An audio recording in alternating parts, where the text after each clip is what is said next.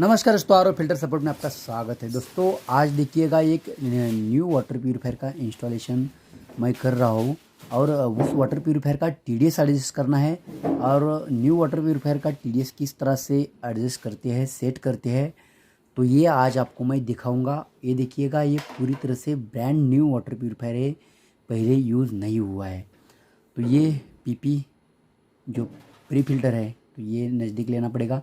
2 pipe चाहिएगा, ये देखिएगा, क्योंकि पाइप कनेक्शन भी करना पड़ता है आपको, क्योंकि पाइप कनेक्शन भी नहीं होता है नए वाटर प्यूरीफायर को। नीचे का जो है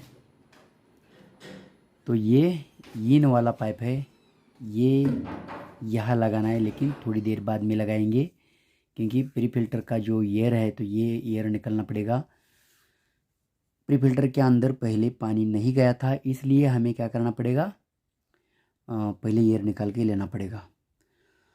तो अब क्या करेंगे, ये जो इनलेट वाल्व है या फिर जो इनलेट वाटर है, इसका पाइप लगाएंगे प्री फिल्टर को, और इसकी जो एयर है तो ये एयर निकाल के ले लेंगे पहले। और देखते हैं, अभी देखिएगा, राह देखिएगा, क्योंकि पूरा भरने के बाद ही पानी बाहर आएगा। जैसे ही पानी बाहर आएगा, एक 10-15 सेकंड उसको चलने देंगे और फिर बाद में अपने वाटर प्यूरीफायर को इसका कनेक्शन दे देंगे। तो थोड़ी राह देखनी पड़ेगी, क्योंकि पूरा पानी इस हाउसिंग के अंदर आएगा। और ये देखिएगा, पानी आ रहा है, तो ये पानी पूरा भर के आ रहा है। थोड़ा 10-15 सेकंड के बाद क्या करेंगे, ये बंद करेंगे वॉल, और वॉल बंद करके जो आगे का पाइप है वाटर प्यूरीफायर का, तो ये जोड़ देंगे। देखिएगा, ये पाइप सीधा गया है अपने सेडिमेंट फिल्टर के पास गया है, देखिएगा यहाँ से नीचे आया है। और अब क्या करेंगे, ये पानी अंदर आएगा, तो इससे पहले जो अपना रिजेक्ट का पाइप है तो ये पाइप लगाएंगे, और ये पाइप लगाने के बाद जो अपना प्री कार्बन है उसको थोड़ा वॉश आउट करेंगे, उसको पाइप एक जोड़ेंगे, क्योंकि नया वाटर प्यूरीफायर है, इसका मतलब जो फिल्टर्स है ये भी नए हैं। और जो कार्बन फिल्टर होता है उसको वॉश आउट करना पड़ता है, क्योंकि जो ढीले कार्बन होते हैं उसके अंदर जो लूज़ कार्बन होते हैं, लूज़ पार्टिकल्स होते हैं, तो ये आरओ मेम्ब्रेन में जाकर अटकते हैं या फिर एफआर में जाकर अटकते हैं। तो इससे बेहतर पहले वॉश आउट कर देंगे, और फिर बाद में जो अपना क्या बोलते हैं, उसका जो कनेक्शन है आउट वाला, तो ये आरओ मेम्ब्रेन को दे देंगे। इसके लिए आपको एक एल्बो लगेगा और एक पाइप लगेगी। ये देखिएगा, इस पाइप के ऊपर 1/4 साइज़ का एक पाइप है, तो इस पाइप के ऊपर एक एल्बो लगा देता हूँ पुश फिट का, एल साइज़ का या एल टाइप का ये एल्बो है। तो ये एल्बो लगा देंगे, और स्क्रू ड्राइवर की मदद से ये देखिएगा, ये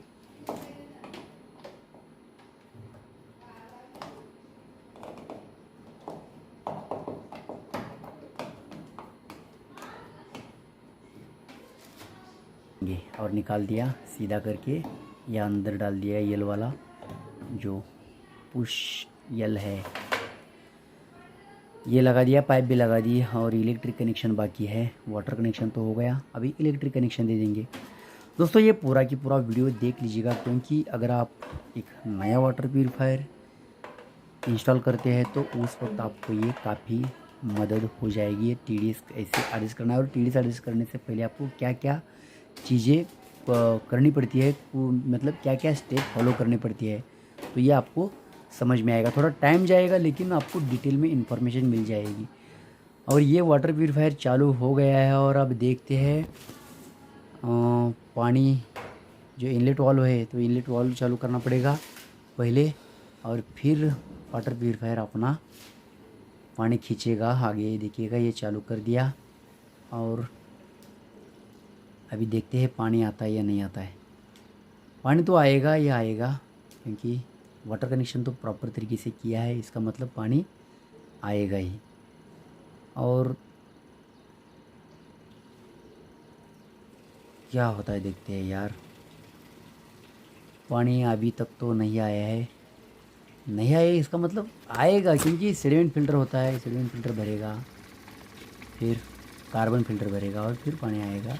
ये ध्यान में रखना है आपको। ये देखिएगा, लीकेज वगैरह चेक करना है, क्योंकि लीकेज भी बहुत इम्पोर्टेंट है। और ये पानी आने लगा, इसको 1-2 मिनट तक जाके 2 से 2.5 लीटर पानी वेस्ट जाना चाहिए, इतना ध्यान में रखना है आपको। तो उस हिसाब से आप चलाइएगा।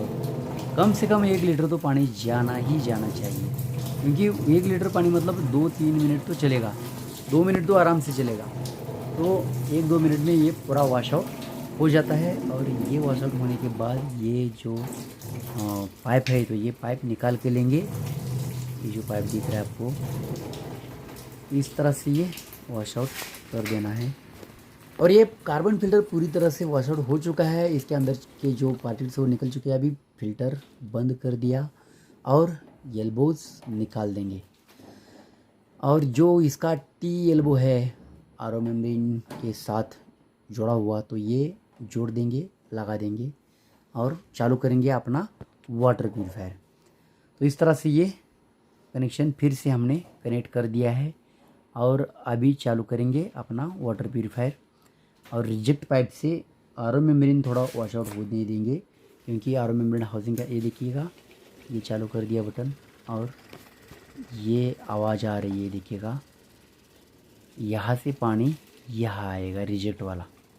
तो ये आरओ मेम्ब्रेन का हाउसिंग है। ये हाउसिंग के अंदर जो लूज पार्टिकल्स होते हैं प्लास्टिक के वगैरह, तो ये पूरी तरह से यहाँ से रिमूव हो जाएंगे, क्योंकि इस नीली पाइप पे हम एफआर लगाने वाली है 450 का।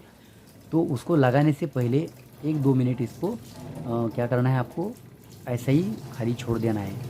मतलब ये आरओ मेम्ब्रेन पूरी तरह से क्या हो जाएगा, वॉश आउट हो जाएगा। अब एक एफआर लगाएंगे इसके ऊपर। ये देखिएगा, ये पानी चालू है। यहाँ क्या करेंगे, एफआर लगाएंगे। आउट वाली साइड में एक पाइप लगा देता हूँ। अभी नीला पाइप नहीं है तो सफ़ेद ही लगा देता हूँ आगे। और ये देखिएगा, ये पाइप इसमें लगा देंगे इस आकार में। अभी वाटर प्यूरीफायर ने पूरा लोड पकड़ लिया है। जो बूस्टर पंप है, तो इसका प्रेशर क्रिएट हो रहा है। तो आपको सबसे पहले लीकेज चेक करना है। लीकेज एक बूंद भी नहीं चाहिए, तभी अपना वाटर प्यूरीफायर प्रॉपर तरीके से वर्क करेगा, ये ध्यान में रखिएगा। तो इस तरह से ये देख सकते हैं, नज़दीक से दिखाता हूँ आपको। ये देखिएगा, रिजेक्ट वाटर आ रहा है और रिजेक्ट वाटर का जो पाइप है, तो ये कहीं भी लीकेज नहीं है। ये देखिएगा, आपको बहुत ही नज़दीक से अच्छी तरह से देखना है कि लीकेज, एक भी एल्बो लीकेज नहीं होना चाहिए, एक भी। तो देख सकते हैं, कुछ भी लीकेज नहीं है, थोड़ा भी लीकेज नहीं है। दोस्तों, मैं इतना क्यों आपको बता रहा हूँ, क्योंकि ये नया वाटर प्यूरीफायर इस तरह से ही चेक करते हैं टीडीएस सेट करने से पहले। उसके जो भी पॉइंट्स है, तो ये आपको फॉलो करने हैं, ध्यान में रखिएगा। तो यहाँ प्योर वाटर आएगा, ये देखिए इस टैंक में प्योर वाटर आएगा। तो अभी तक प्योर वाटर नहीं आया है।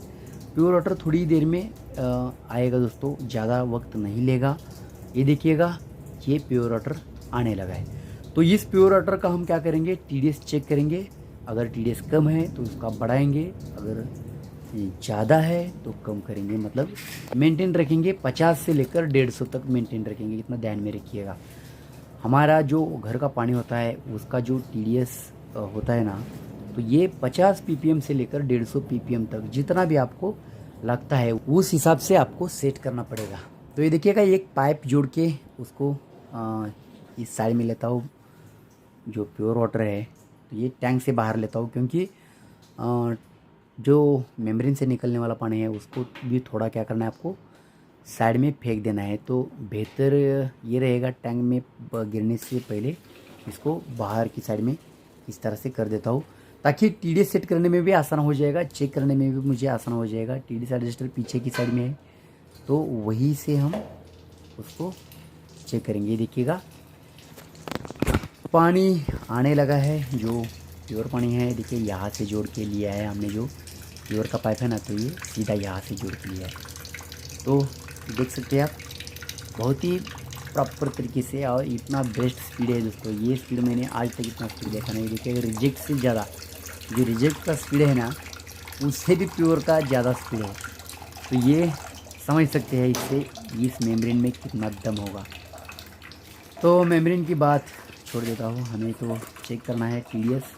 थोड़ा वाटर प्यूरीफायर चलने के बाद, थोड़ा वेस्ट जो प्योर पानी है, तो ये निकलने के बाद, जाने के बाद हम क्या करेंगे, इसका TDS चेक करेंगे। ये देखिएगा, पहले आपको इसका इनपुट TDS चेक करके दिखाता हूँ। इनपुट TDS 0 देख सकते हैं, 000 डाल देता हूँ इस कैप के अंदर। कैप के अंदर इनपुट पानी है, ये देखिए होल्ड करके आपको दिखाता हूँ। अमाउंट 250 से ज़्यादा है, देखिएगा 250 से ज़्यादा TDS है इनपुट का। और आउटपुट का देखते हैं, मतलब प्योर वाटर का। प्योर वाटर का कितना है ये पहले दिखाता हूँ आपको। ये देखिएगा कितना दिख रहा है, 50 दिख रहा है। तो ये 50 दिख रहा है। अभी हमें एक कंफर्म करना पड़ेगा कि 50 को माइनस होता है या नहीं होता है। नहीं तो अभी 50 दिख रहा है, थोड़ी देर में माइनस होगा, तो ये नहीं होना चाहिए। तो रिजेक्ट और प्योर दोनों का जो फ्लो है तो एक जैसा चल रहा है दोस्तों। ये तो मुझे सबसे बड़ी बात लगी, सबसे अच्छी बात लगी कि ये जो मेम्ब्रेन है तो ये कैसा काम करती है। अभी चेक करते हैं, जल्दी जल्दी चेक नहीं करना है, 1-2 मिनट आपको बीच में ऐसे ही छोड़ देने हैं। तो ये देखिएगा अभी कितना दिखा रहा है। अभी दिखाता हूँ आपको नज़दीक से, देखिएगा 32, मतलब ये माइनस हो गया। तो अब क्या करना पड़ेगा हमें, जो हमारा TDS एडजस्टर है इसको घुमाना पड़ेगा। ये देखिएगा, तो ये जो लॉक नट है इसको आपको एंटी क्लॉकवाइज घुमाना है। ये देखिएगा इस तरह से एंटी क्लॉकवाइज घुमाया, और इसके बाद ये जो TDS का एडजस्टर का जो नॉब है आगे वाला, तो इसको भी एंटी क्लॉकवाइज घुमाना है, क्योंकि हमारा TDS बढ़ाना है तो एंटी क्लॉकवाइज ही घुमाना पड़ेगा। ये देखिएगा, और ये लॉक नट टाइट कर देते हैं। और TDS कम करना है तो क्या करना पड़ेगा, क्लॉकवाइज घुमाना पड़ेगा। और TDS बढ़ाना है तो क्या करना पड़ेगा, एंटी क्लॉकवाइज घुमाना पड़ेगा। ये ध्यान में रखिएगा, यह सीधा सा फॉर्मूला है दोस्तों। अब कितना आता है ये देखना पड़ेगा। तो इतना ज़्यादा फ़र्क नहीं पड़ा है, फिर भी चेक करके देखते हैं। तो ये देखिए इतना ज़्यादा फ़र्क नहीं पड़ा है, उतना ही दिखा रहा है। इसको और एक बार एंटी क्लॉकवाइज घुमा देंगे और फिर एक बार चेक करेंगे क्या फ़र्क पड़ता है। TDS बढ़ना चाहिए, क्योंकि 32 मतलब ये बहुत कम हो गया है। तो इसको 50 के ऊपर लेके जाना है हमें, 150 तक कहीं भी जाने दो, 70, 80, 90, 100 ये हमें चलेगा। तो और भी घुमाना पड़ेगा इसको, आगे वाला जो नॉब है इसको और एंटी क्लॉकवाइज घुमा दिया। और अभी चेक करेंगे 1-2 मिनट रुकने के बाद कि कितना आता है TDS।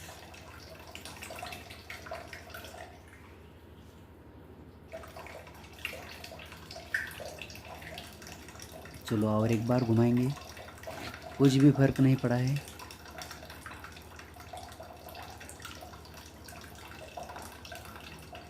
अब देखेंगे क्या होता है। चलो आजा भाई, उतना टाइम नहीं है।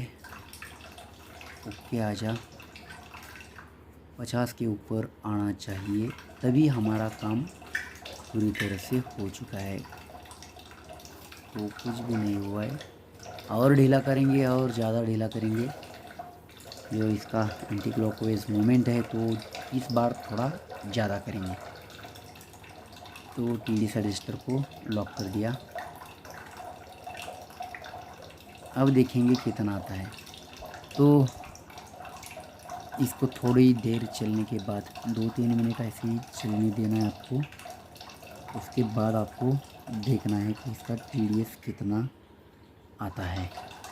तो अब चेक करेंगे इसका TDS कितना आता है। देख सकते हैं आप कितना है, 72। मतलब ये प्रॉपर तरीके से सेट हो चुका है। हमको जितना लगता है उतना सेट हो चुका है ये। और एक बार चेक करेंगे ताकि कंफर्म हो जाएगा कि ये TDS सेट हो चुका है इस पानी का। ये देखिएगा 77 दिखा रहा है, मतलब माइनस नहीं हो रहा है। और एक बार चेक करेंगे ये कितना आ रहा है, 91 दिख रहा है। तो ये थोड़ा बढ़ गया।